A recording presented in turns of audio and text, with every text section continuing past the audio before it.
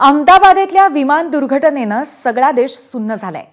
काळाच्या एका तडाख्यामध्ये 265 जणांना जीव गमवावा लागला। लंडनला जाणाऱ्या या विमानातल्या प्रवाशांमध्ये कुणी आपल्या जीवलगाला भेटायला जात होतं, तर कोणी लंडन बघायला जात होतं।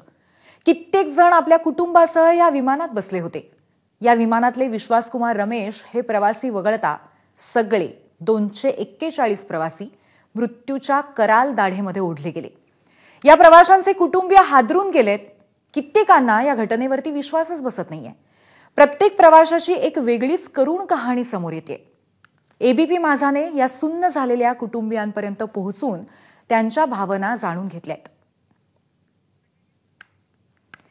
अहमदाबादमध्ये झालेल्या विमान दुर्घटनेमध्ये पायलट सुमित सभरवाल यांचाही मृत्यू झाला।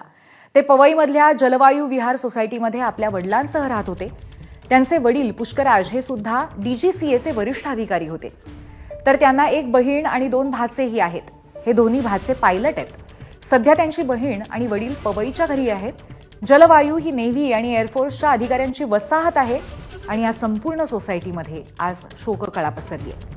त्यांच्या सोसायटीमधल्या नागरिकांनी शोक व्यक्त केला। या बोईंगवर हे त्यांचं प्रोफेशन आणि त्यांची फ्लाइंग स्किल्स हे ॲप्टली इक्विव्हॅलंटली दाखवून देतात आणि त्याच्याबद्दल बोलण्यात काही गरज नाही। ते सोसायटीत फार जोपर्यंत राहिले तोपर्यंत कधीच काही इश्यू झालेला नाही, कधीच काही प्रॉब्लेम नाही। ते लोक त्यांना ओळखायचे।